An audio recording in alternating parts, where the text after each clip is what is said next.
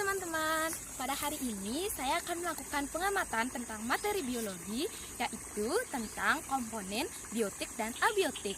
Jadi sebelum saya melakukan pengamatan, saya akan menjelaskan apa saja alat bahan yang digunakan.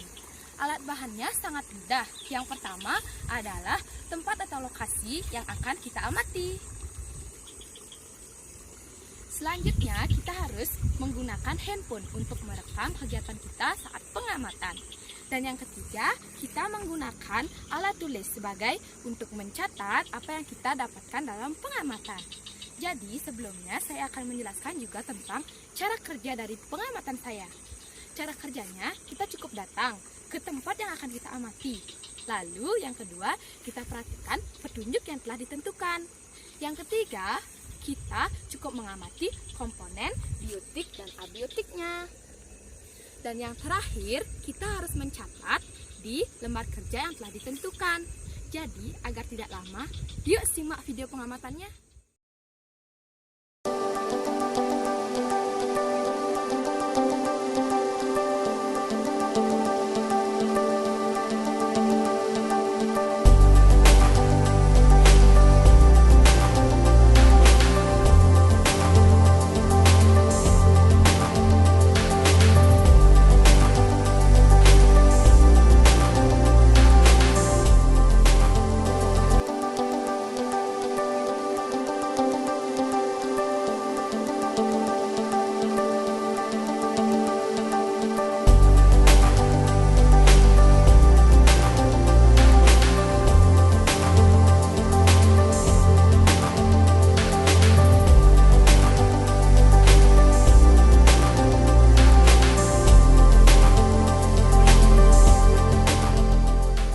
Jadi, dari hasil pengamatan tadi didapatkan komponen biotik dan abiotiknya.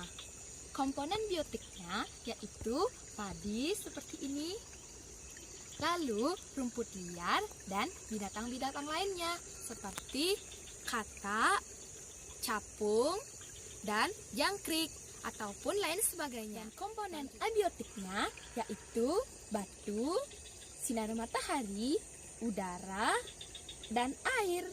Itulah tadi komponen biotik dan abiotiknya. Dan juga sekarang mari kita jelaskan jaring-jaring makanan, rantai makanan, dan piramida ekologi yang didapatkan dari hasil pengamatan tersebut. Jadi, ini merupakan rantai makanan yang didapatkan.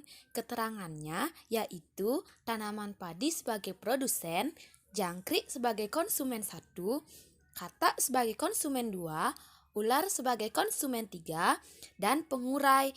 Pengurai bertugas untuk jika ular mati akan diuraikan oleh bakteri. Yang kedua adalah mengenai jaring-jaring makanan. Dari gambar tersebut dapat diuraikan bahwa padi dimakan tikus, daun padi dimakan jangkrik, daun padi dimakan capung, jangkrik dan capung dimakan katak. Tikus dimakan ular, katak juga dimakan ular. Ular mati akan diuraikan oleh si pengurai. Sekarang kita akan bahas tentang piramida ekologinya.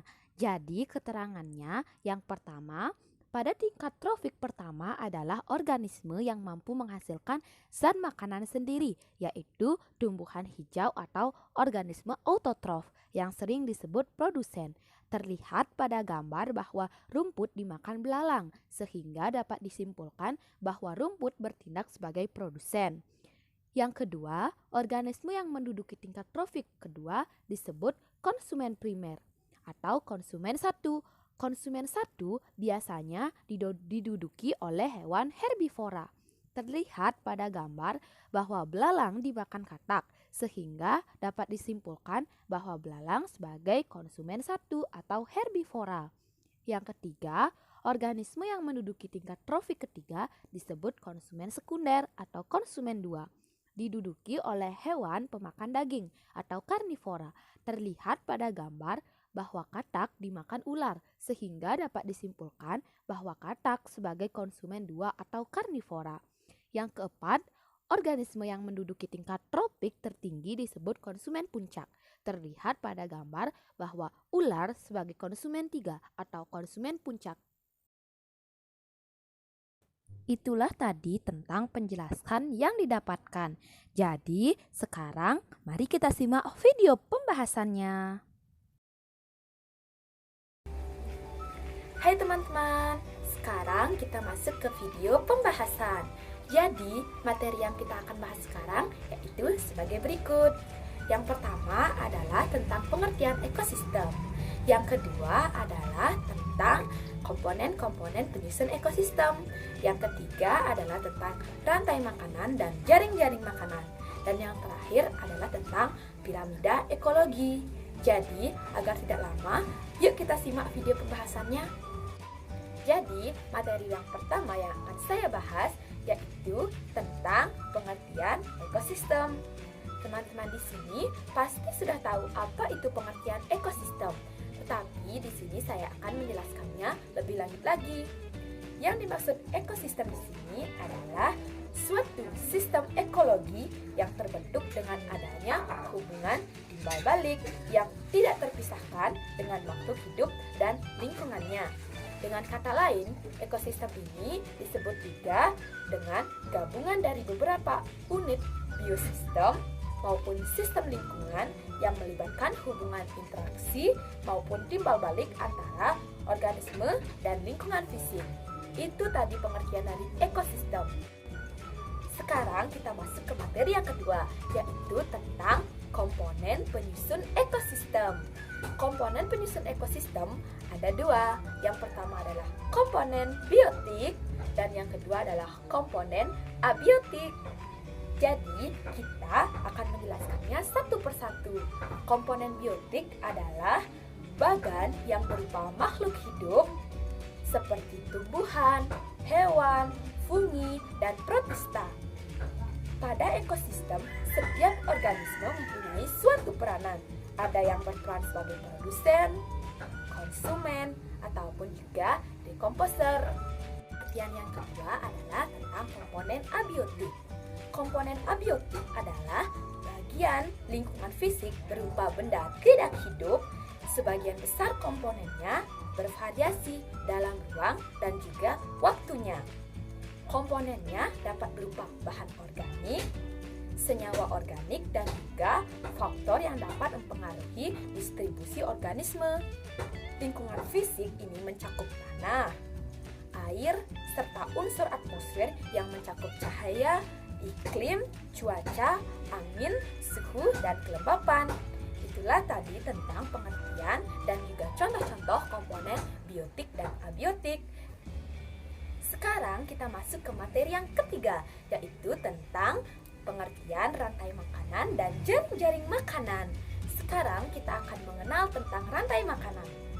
Rantai makanan yaitu urutan makan dan dimakan dalam suatu ekosistem membentuk suatu pola seperti rantai. Hal ini disebabkan oleh variasi makanan yang dikonsumsi. Hubungan antara rantai makanan pada suatu ekosistem menghasilkan jaring-jaring makanan. Jaring-jaring makanan menunjukkan semua kemungkinan aliran energi dan materi di antara makhluk hidup dalam suatu ekosistem. Setiap rantai makanan dan jaring-jaring makanan ini akan berakhir dengan pengurai atau dekomposer. Biasanya berupa bakteri dan jamur. Lalu hasil penguraiannya berupa zat-zat anorganik yang dapat digunakan lagi oleh si produsen. Itu tadi pengertian tentang rantai makanan dan jaring-jaring makanan. Sekarang kita masuk ke materi yang terakhir, yaitu tentang piramida ekologi. Sekarang kita akan mengenal lebih jauh lagi apa sih sebenarnya piramida ekologi tersebut. Piramida ekologi yaitu suatu diagram piramida yang dapat menggambarkan hubungan antara trofik dengan trofik yang lain secara kuantitatif dalam ekosistem. Pada piramida ini, organisme yang menempati tingkat trofik paling bawah relatif banyak jumlahnya. Tingkat trofik tersebut terdiri dari produsen, konsumen primer, konsumen sekunder, dan yang terakhir konsumen tersier. Produsen selalu menempati tingkat trofik pertama atau paling bawah, sedangkan herbivora atau konsumen primer menempati tingkat trofik kedua. Konsumen sekunder menempati tingkat trofik ketiga. Konsumen tersier menempati trofik keempat atau puncak piramida. Piramida ekologi tersebut terdiri dari piramida energi, piramida biomasa, dan yang terakhir adalah piramida jumlah. Dari pengamatan dan video pembahasan tadi dapat disimpulkan bahwa ekosistem merupakan hubungan timbal balik antara benda hidup dan tak hidup.